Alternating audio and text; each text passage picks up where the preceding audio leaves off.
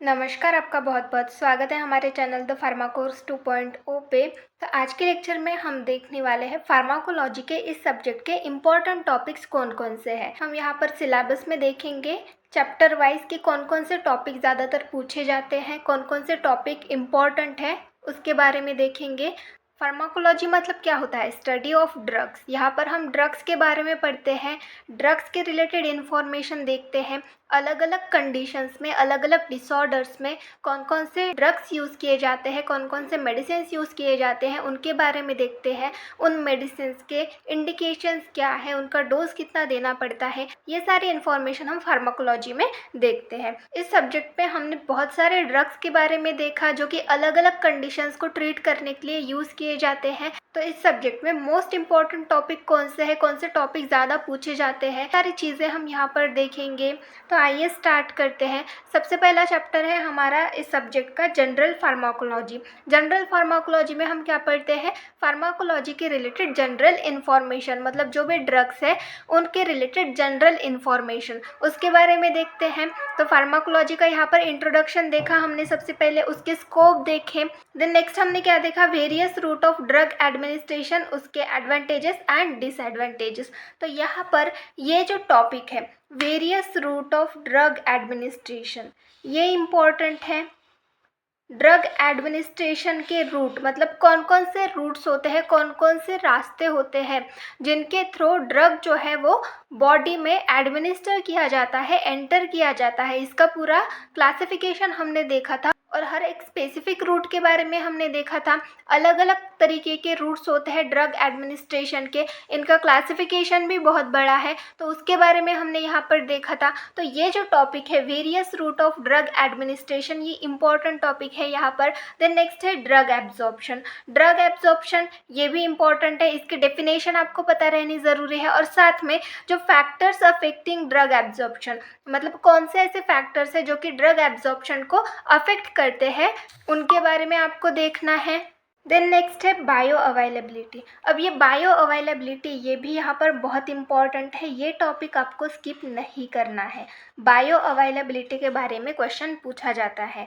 Bio availability के बारे में 2023 में क्वेश्चन पूछा गया था, इसकी डेफिनेशन पूछी गई थी। तो इसके बारे में आपको स्टडी करनी है, ये करके जाना है, ये टॉपिक आपको स्किप नहीं करना है। देन नेक्स्ट है ड्रग डिस्ट्रीब्यूशन। तो ड्रग डिस्ट्रीब्यूशन के बारे में इम्पॉर्टेंट क्या है यहाँ पर, इसके डेफिनेशन तो आपको पता रहनी ज़रूरी है। ड्रग डिस्ट्रीब्यूशन क्या होता है इसके बारे में पता रहना ज़रूरी है, इसकी डेफिनेशन तो आपको करनी ही है। फैक्टर्स अफेक्टिंग ड्रग डिस्ट्रीब्यूशन, जो फैक्टर्स है वो आप सिर्फ इनलिस्ट कर सकते हैं। यहाँ पर जितने भी फैक्टर्स दिए गए हैं वो आप सिर्फ इनलिस्ट करिए, ज़्यादा कुछ करने की ज़रूरत नहीं, सिर्फ इनलिस्ट करिए। यहाँ पर जो भी फैक्टर्स इन सारी चीज़ों को अफेक्ट करते हैं उनको सिर्फ इनलिस्ट करिए, उनकी लिस्ट बनाइए और वही याद रखिए। उनमें जो होता है वो आप नहीं याद करेंगे तो भी चलेगा, सिर्फ आप उनकी लिस्ट बनाइए और वो याद करिए। उसके बाद अगर पेपर में आपको 5 मार्क्स के लिए पूछा जा रहा है वो क्वेश्चन, तो उस कंडीशन में आप लिख सकते हैं, उसके अंदर आपको लिस्ट याद है तो उस कंडीशन में आप लिख सकते हैं, क्योंकि उनके जो नाम होते हैं उसी से समझ में आता है कि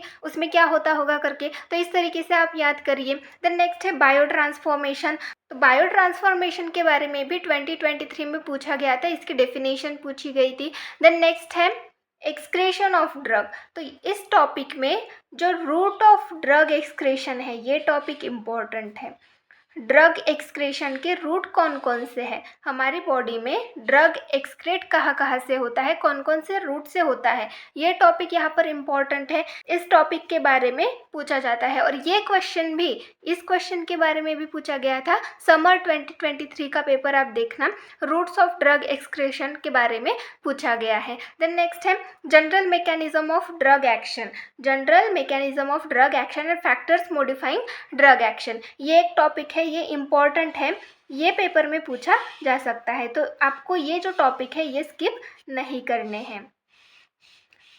जनरल मैकेनिज्म क्या होती है ड्रग एक्शन की, और फैक्टर्स कौन कौन से होते हैं ड्रग एक्शन को मॉडिफाई करने के लिए, तो ये चीज़ें जो है ये इम्पॉर्टेंट है। तो ये सारे टॉपिक हो गए इस चैप्टर के, ये इम्पॉर्टेंट टॉपिक है, बड़ा चैप्टर है और इम्पॉर्टेंट भी है। देन नेक्स्ट हम देखेंगे हमारा नेक्स्ट चैप्टर, सेकेंड चैप्टर, जो कि है drug acting on peripheral nervous system. तो पेरिफेरल नर्वस सिस्टम मतलब ये क्या है, हमारी नर्वस सिस्टम। हमारे नर्वस सिस्टम से रिलेटेड यहाँ पर हमने ड्रग्स देखे। हमारी नर्वस सिस्टम जो होती है, जो कि पेरीफेरी में प्रेजेंट होती है, पेरीफेरी मतलब हमारे बॉडी के पार्ट्स में जो न्यूरॉन्स प्रेजेंट है उसको हम बोलते हैं पेरिफेरल नर्वस सिस्टम। तो इस सिस्टम पे जो भी ड्रग्स एक्ट करते हैं उन ड्रग्स के बारे में हमने इस चैप्टर में देखा।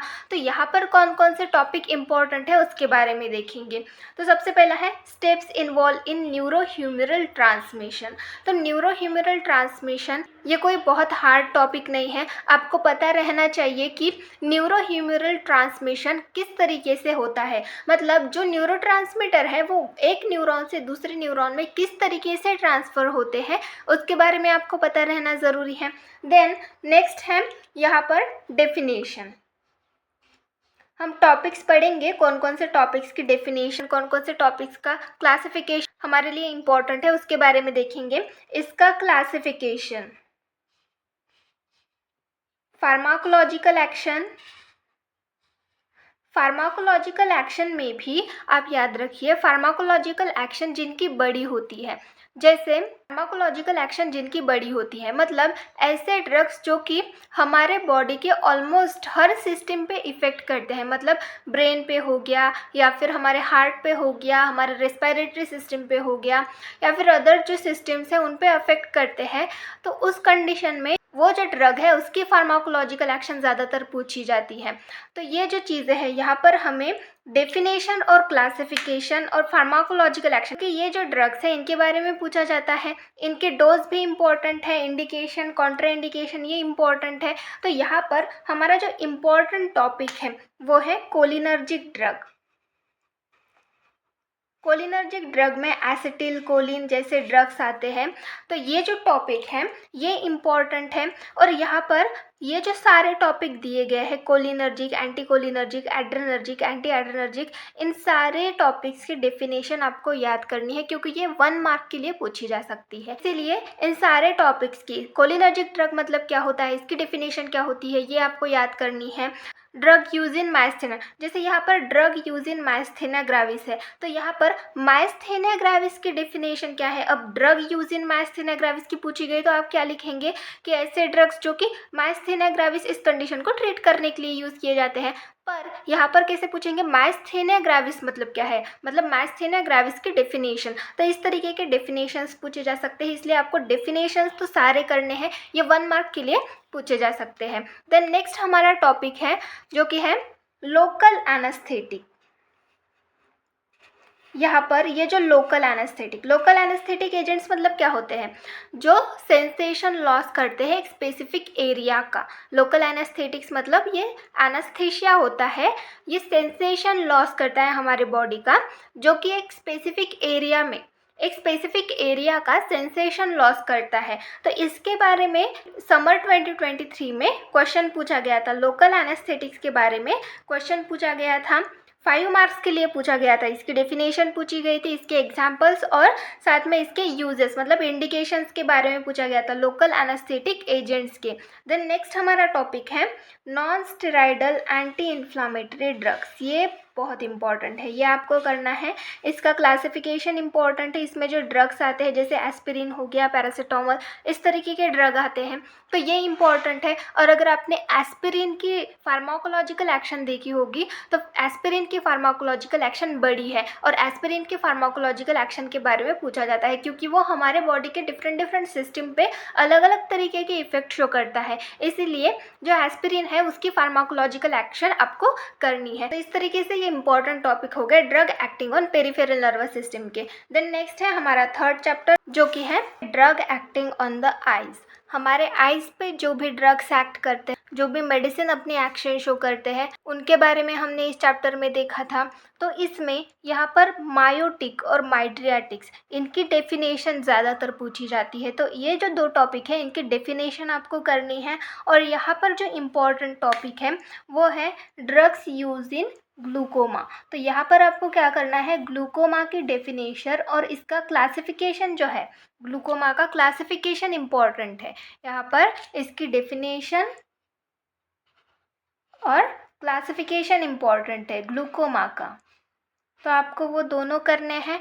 और जो मायोटिक और माइड्रियाटिक्स है, इनकी डेफिनेशन आपको स्किप नहीं करनी है, ये 1 मार्क के लिए पूछे जाते हैं। तो इस तरीके से ये चैप्टर हो गया drug acting on the eye. Then next chapter है 4th चैप्टर, जो कि है drug acting on the central nervous system.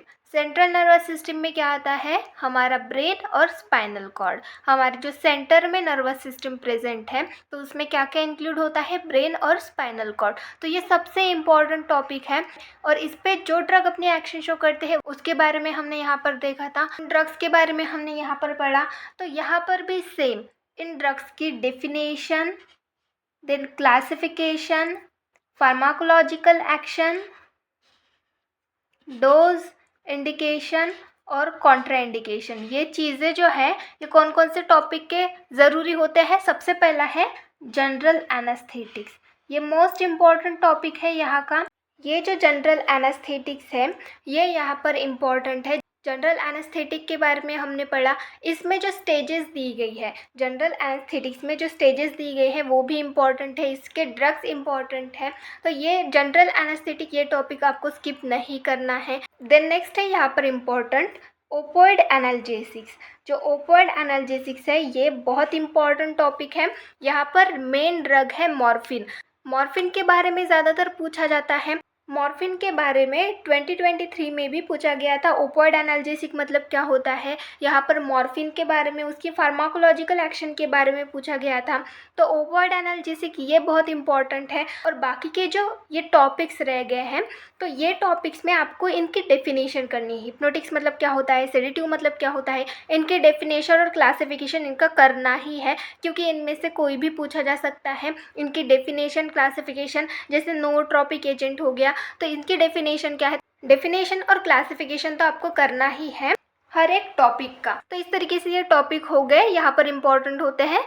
Then next हमारा चैप्टर है chapter number 5, drug acting on cardiovascular system. तो कार्डियोवैस्कुलर सिस्टम मतलब हार्ट पे जो ड्रग अपनी एक्शन शो करते हैं, उन ड्रग्स के बारे में हमने यहाँ पर देखा था। तो यहाँ पर ये बहुत इंपॉर्टेंट टॉपिक है, और यहाँ पर जो सबसे इम्पॉर्टेंट है वो है एंटी हाइपरटेंसिव ड्रग्स। इसके बारे में पूछा गया था 2023 में, पहला ही क्वेश्चन था, 5 मार्क्स का पहला ही क्वेश्चन था एंटी हाइपरटेंसिव ड्रग्स के बारे में। इसका क्लासिफिकेशन भी बड़ा है। इनमें जो ड्रग्स आते हैं उनके बारे में हमने देखा। एंटी हाइपरटेंसिव ड्रग्स की डेफिनेशन ज़्यादा हार्ड नहीं है। तो इस तरीके से ये जो टॉपिक है ये सबसे इम्पॉर्टेंट है इस चैप्टर में।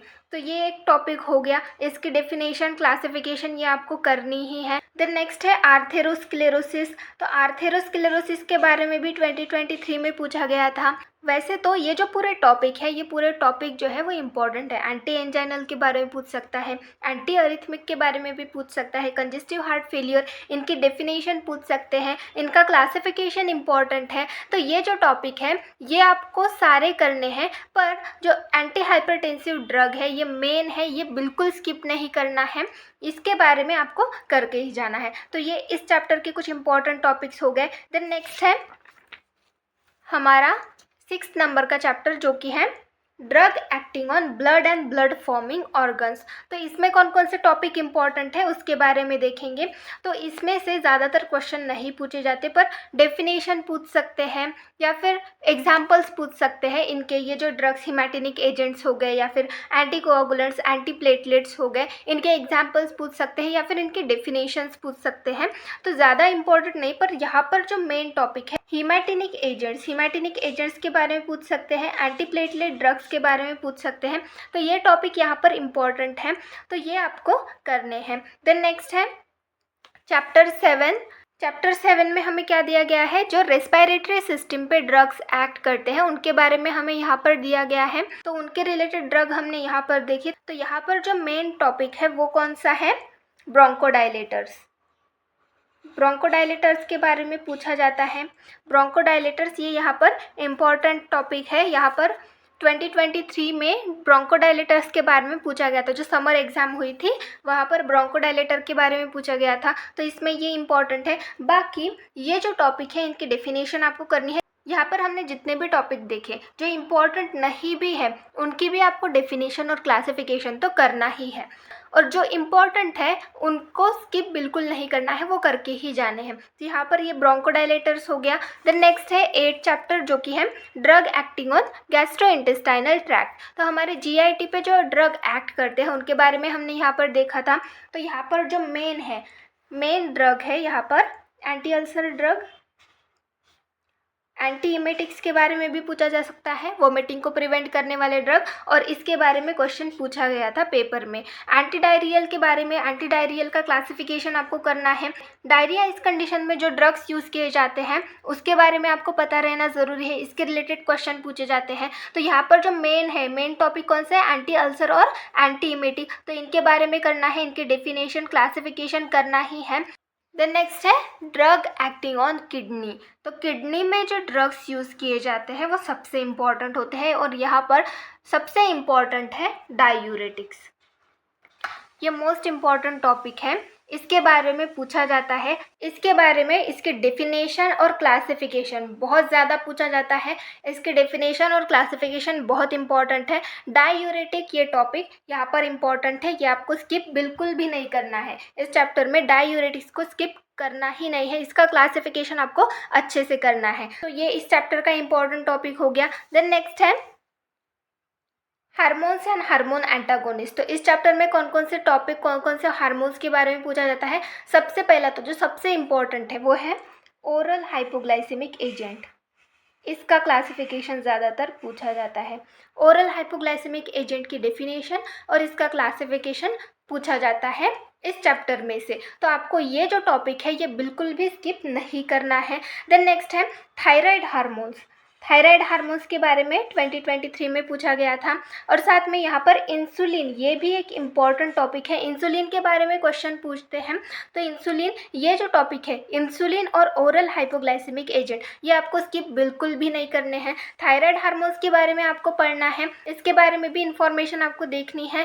देन कॉर्टिकोस्टेरॉइड, ये एक टॉपिक है जो कि समर 2023 में पूछा गया था। जो समर 2023 का पेपर था उसमें कॉर्टिकोस्टेरॉइड्स के बारे में पूछा गया था, इंसुलिन के बारे में पूछा गया था इस चैप्टर में से। तो इस तरीके से ये इंपॉर्टेंट टॉपिक्स हो गए। तो यहाँ पर जो थायराइड हार्मोन है, एंटी थायराइड हार्मोन है, तो इनसे रिलेटेड थोड़ी बहुत इन्फॉर्मेशन आपको देखनी, थोड़े बहुत इसके यूजेस, इसके फिजियोलॉजिकल रोल, ये सारी चीज़ें आपको पढ़नी है। पर ये जो टॉपिक है ओरल हाइपोग्लाइसेमिक एजेंट, इसका क्लासिफिकेशन बिल्कुल स्किप नहीं करना, इंसुलिन के बारे में पढ़ के जाना है। तो इस तरीके से ये इंपॉर्टेंट टॉपिक्स हो गए। देन नेक्स्ट है हमारा नेक्स्ट चैप्टर जो कि है ऑटोकॉइड्स। तो ऑटोकॉइड्स, इसमें जो सबसे इम्पॉर्टेंट है, सबसे मेन है वो है हिस्टामिन।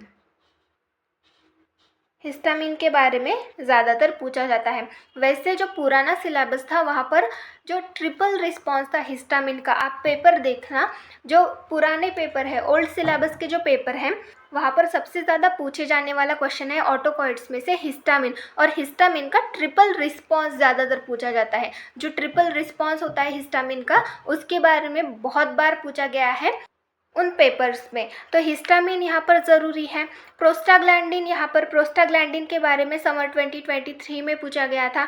ये 5-HT मतलब सेरोटोनिन। तो सेरोटोनिन के बारे में ज़्यादातर पूछा नहीं जाता, यहाँ पर जो इम्पोर्टेंट है वो हिस्टामिन है। हिस्टामिन के बारे में ज़्यादा पूछा जाता है, तो हिस्टामिन को आपको स्किप नहीं करना है। देन नेक्स्ट है कीमोथेराप्टिक एजेंट। तो कीमोथेराप्टिक एजेंट इस चैप्टर में, ये सबसे इम्पॉर्टेंट चैप्टर है इस सब्जेक्ट का, और बड़ा भी चैप्टर है। तो इसके बारे में देखेंगे। इसमें जो अमीनोग्लाइकोसाइड है, इसके बारे में 2023 में, समर का 2023 का पेपर हुआ था, उसमें अमीनोग्लाइकोसाइड्स के बारे में क्वेश्चन आया था। अमीनोग्लाइकोसाइड्स के बारे में वहाँ पर उसके थेराप्टिक यूज़ और उसके एग्जाम्पल्स पूछे गए थे। तो यहाँ पर ये जो सारे टॉपिक है, ये सारे टॉपिक इम्पॉर्टेंट है, पर जो मोस्ट इम्पॉर्टेंट टॉपिक है यहाँ पर वो है एंटी ट्यूबरकुलर एजेंट्स। तो ट्यूबरकुलोसिस में जो भी एजेंट्स यूज़ किए जाते हैं, ये सबसे इम्पॉर्टेंट टॉपिक है, यहाँ पर इसके रिलेटेड क्वेश्चन पूछे जाते हैं। देन नेक्स्ट है एंटी मलेरियल, मलेरिया से रिगार्डिंग, मलेरिया में जो भी ड्रग्स यूज़ किए जाते हैं वो पूछे जाते हैं। And anti neoplastic agent, neoplastic agents मतलब कैंसर को ट्रीट करने के लिए जो एजेंट्स यूज़ किए जाते हैं। तो ये जो टॉपिक है इनके बारे में बहुत बार पूछा जाता है। और साथ में यहाँ पर जो टॉपिक्स दिए गए हैं, जैसे एंटी फंगल हो गया, anti viral, anti amoebic agent, anti helminths, तो इनकी क्लासिफिकेशन आपको करने हैं। डेफिनेशन तो आप क्या ही करेंगे, इसमें डायरेक्टली लिख सकते हैं ऐसे ड्रग जो कि फंगल इन्फेक्शन को ट्रीट करते हैं उसको हम एंटी फंगल ड्रग्स बोलते हैं, ऐसे ड्रग जो कि वायरल इन्फेक्शन को ट्रीट करते हैं उनको हम एंटीवायरल ड्रग्स बोलते हैं। डेफिनेशन तो आपको करने की ज़रूरत नहीं है, इनका क्लासिफिकेशन मोस्ट इंपॉर्टेंट है। बाकी इंडिकेशन क्या लिख सकते हैं आप कि इन्फेक्शंस को ट्रीट करने के लिए यूज़ किए जाते हैं, मोस्ट ऑफ द इन्फेक्शंस को ट्रीट करने के लिए यूज़ किए जाते हैं। फंगल में क्या लिखेंगे, फंगल इन्फेक्शन को ट्रीट करने के लिए यूज़ किए जाते हैं। कुछ नहीं याद आया तो फंगल इन्फेक्शन को ट्रीट करने के लिए यूज़ किए जाते हैं, वायरल इन्फेक्शन को ट्रीट करने के लिए यूज़ किए जाते हैं। अमीबिक में क्या लिखेंगे, अमीबियासिस इस कंडीशन को ट्रीट करने के लिए यूज़ किए जाते हैं, ऐसा लिख सकते हैं आप। बाकी ये क्या है, आप यहाँ पर क्या पढ़ रहे हैं, एंटीबायोटिक्स के बारे में पढ़ रहे हैं। तो एंटीबायोटिक्स में पेनिसिलिन क्या है, एंटीबायोटिक है। सेफेलोस्पोरिन क्या है, एंटीबायोटिक है। तो ये किसके लिए यूज़ किए जाते हैं, इन्फेक्शंस में, इन्फेक्शंस को ट्रीट करने के लिए यूज़ किए जाते हैं। तो इंडिकेशन अगर आपको कुछ याद नहीं भी आए, कोई स्पेसिफिक डिसऑर्डर याद नहीं आए कि ये किस में यूज़ किया जाता है, तो आप डायरेक्टली लिख सकते हैं वहाँ पर कि ये इन्फेक्शंस को ट्रीट करने के लिए यूज़ किए जाते हैं। बाकी अगर कॉन्ट्राइंडिकेशंस का रहा तो कॉन्ट्राइंडिकेशंस में क्या लिख सकते हैं, मोस्ट ऑफ द एंटीबायोटिक्स जो है वो पेशेंट को इसलिए नहीं दिए जाते क्योंकि वो हाइपर सेंसिटिव होते हैं। हाइपर सेंसिटिविटी होने की वजह से वो कॉन्ट्राइंडिकेटेड होते हैं। तो कॉन्ट्राइंडिकेशन में हाइपर सेंसिटिविटी आप लिखना, हाइपर सेंसिटिविटी की कंडीशन में कोई भी एंटीबायोटिक किसी भी पेशेंट को नहीं दिया जाता। तो कॉन्ट्राइंडिकेशन हो गया। बाकी क्लासिफिकेशन मोस्ट इंपॉर्टेंट है, क्लासिफिकेशन तो आपको करना ही है इन सारे ड्रग्स का। ज़्यादा कुछ हार्ड नहीं है और ज़्यादा बड़ा क्लासिफिकेशन भी नहीं है। यहाँ पर बड़ा क्लासिफिकेशन किसका है, नियोप्लास्टिक का और मलेरिया का क्लासिफिकेशन बड़ा है। बाकी सारे क्लासिफिकेशन तो छोटे छोटे ही है, ज़्यादा बड़े तो है ही नहीं। तो इनके क्लासिफिकेशन आपको करने हैं। तो इस तरीके से ये टॉपिक हो गए, इस चैप्टर में से ये टॉपिक इंपॉर्टेंट है। देन नेक्स्ट है बायोलॉजिकल्स। बायोलॉजिकल्स के बारे में क्या पूछेंगे, उनके डेफिनेशन, टाइप्स, इंडिकेशन। 3 मार्क्स के लिए ये क्वेश्चन पूछा जा सकता है। तो डेफिनेशन क्या है बायोलॉजिकल्स की, बायोलॉजिकल्स में क्या होते हैं, जो लिविंग ऑर्गेनिजम्स होते हैं, लिविंग क्रिएचर्स होते हैं, उनसे एक्सट्रैक्ट करके, मैन्युफैक्चर करके ये प्रोडक्ट बनाए जाते हैं, उन प्रोडक्ट को हम बायोलॉजिकल्स बोलते हैं। टाइप्स में क्या होते हैं, वैक्सीन्स हो गए, साइटोकाइनिन्स हो गए, ये सारे टाइप्स है बायोलॉजिकल्स के। और उनके इंडिकेशंस, तो अलग अलग कंडीशंस को ट्रीट करने के लिए बायोलॉजिकल्स का यूज़ किया जाता है। तो 2-4 इंडिकेशन आप यहाँ पर देख लेना। इनके टाइप्स कुछ ज़्यादा हार्ड नहीं है, तो ज़्यादा कुछ यहाँ पर आपको पढ़ना नहीं, छोटा सा टॉपिक है और ये पूछा जा सकता है, इसलिए आपको थोड़ी बहुत इन्फॉर्मेशन, एटलीस्ट डेफिनेशन तो भी यहाँ पर करके जानी है। ये समझना है कि बायोलॉजिकल्स मतलब क्या होता है, इसके हिसाब से फिर आप टाइप्स लिख सकते हैं। इंडिकेशंस आप देख के जाना कि बायोलॉजिकल्स कौन सी कंडीशन को ट्रीट करने के लिए यूज़ किए जाते हैं। 2-4 इंडिकेशंस देख के जाना, क्वेश्चन आया तो आप उस तरीके से फिर लिख सकते हैं। तो इस तरीके से ये कुछ इंपॉर्टेंट टॉपिक्स होते हैं। तो यहाँ पर हमने इस सब्जेक्ट के सारे जो इम्पोर्टेंट टॉपिक्स है उसके बारे में देख लिया है। तो नेक्स्ट लेक्चर में हम इम्पोर्टेंट क्वेश्चन की लिस्ट देखेंगे। आज के लेक्चर में बस इतना ही। Thank you.